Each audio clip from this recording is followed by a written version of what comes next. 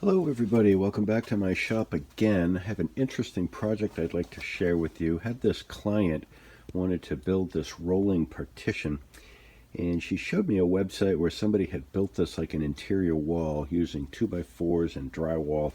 And I didn't think that was a very good approach at all, so I decided to build my version of the rolling partition using flat panel hollow core doors. And let me show you some of the steps on how I did it. Hope you enjoy. And I started out by building a couple temporary test pieces to test my cuts. This is to make sure that the distance I had for the rip cut was going to create something that I could comfortably slide over the door with a nice friction fit. And here you can see this one fits snugly over the edge of the door. And this is the dimension I ended up going with. It's 20 thousandths wider. But that one fits a little bit more play in there. I figure I can always trim it later should need be. For my first support piece, I ripped this piece of poplar off of a wider piece. I thought the poplar would give me the strength I'd want, but I don't know if you can tell it by this view, but it's not very straight. It's got a bow and a cup in it, so it's twisted in two directions. I don't think this is going to be able to be a good piece for what I needed it for. Afraid the panels won't stay flat because this guy is curved.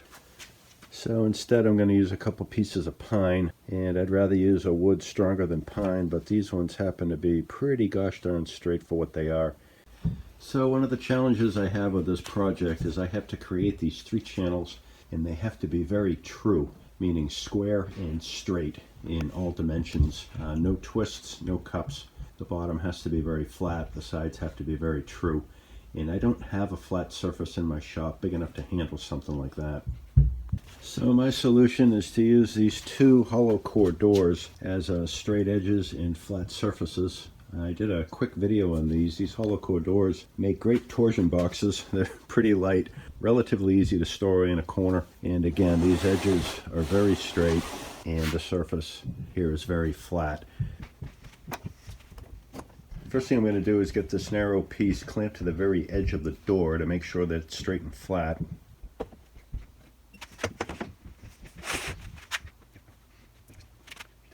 So I couldn't think of a convenient way to use a hollow core door as a clamping caul, but I do have enough bench clamps. I think I'm going to be able to get 10 or 12 of them on this run, and that should be good enough. Okay, I have 9 clamps holding this in place. I'm sure that'll be fine. I'll give it 40 minutes or so to set up, and then I'll glue the second piece on. So this glued up, and it ended up pinching a little bit. This gap up here was about a 1/16 of an inch or around a millimeter too tight, and I figured it was going to be very difficult to slip it around the boards. So overnight I put some spacer blocks in between this gap, and I shimmed it a little bit more with some putty knives, and that helped a little bit. And now what I'm doing is I'm just using this tiny hand plane to run along this inner face just to take a little bit off of the inside of the top here, because I think it's loose enough. Once I can get the door started, I can probably slide it all the way in. And there's a shaving I just pulled off. So here are the 3 panels, somewhat framed. It's all held together by friction and a handful of clamps at the moment. Over here on this end I've got another channel. If this is the right hand side, then this down here is the left hand side. And as I did before, I'm taking my plane and I'm taking a little bit off of the inner edge. I also took the time to take the hand plane and chamfer these 2 edges. And as I'm taking a good look at it now in my shop, I'm having second thoughts as to my construction technique. I'm a little afraid that this panel assembly might start to rack a little bit, meaning that as you're looking at it, the top of the assembly might lean a little bit to the left or right relative to the bottom. And if it does that, the panels will slide against each other and the paint might chip in the seam. I'm just not sure it's going to be strong enough, so I'm starting to lean now that I'm going to attach the panels to each other. I'm going to have to glue them. Can't think of any good way to do fasteners, and I want to make sure that the seam between the various panels is very, very close to perfect. And here are the 3 door panels glued together taking up my shop. Very difficult to walk anywhere in this part of the area, but I have a hollow core door on the underside acting as a flat surface, and I've got the left and right C-channels on the top and the bottom to hold the 3 panels relatively flat to each other, and then 3 sets of 5-foot pipe clamps that have to be ganged together to get a little bit of clamping pressure in the middle. And I did have some weights on the top when I did the first 2 panels, but I don't think that's necessary. So I think I'm going to have to finish building this more or less in place, and it's going to be a bit of a challenge to get it out of my workshop and paint it and all that.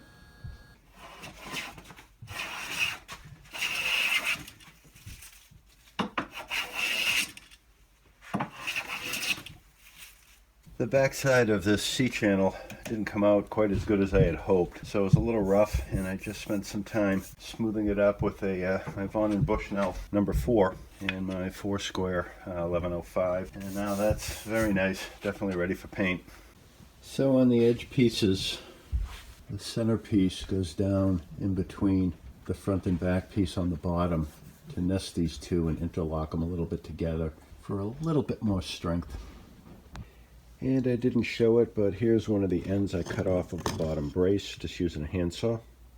I took my 220 block plane and I eased the 4 edges of these side channel pieces. And I also took the time to ease the edges of the top corners. This really isn't going to be seen because it's going to be nearly 8 feet tall. Just wanted to clean it up so when you look at it from the edge, it'll be dressed a little bit. I thought these leg extensions would look a little better with a teeny bit of a miter on it. So what I did is my 45-degree sled here, I just have a stop over here, and when you line this up, it just takes off a little bit of the corner.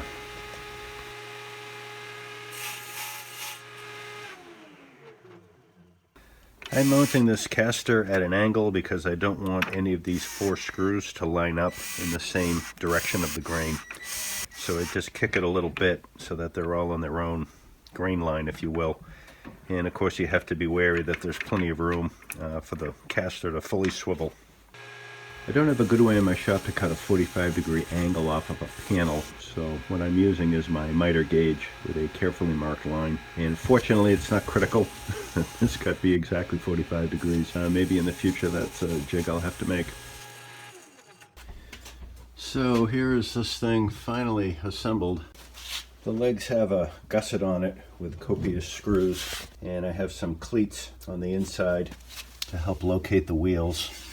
And you go down to the board that's on top of the 2x4, and there are the wheels. And this thing's big. It's really too big for my shop. And here it is with the first coat of paint. Actually, this is the primer coat put onto it. Looking pretty good. Kind of hard. I can't get back far enough to show you the whole thing. But the wheels work good. Seems pretty solid. It rolls around nicely. So I think this is going to come out good.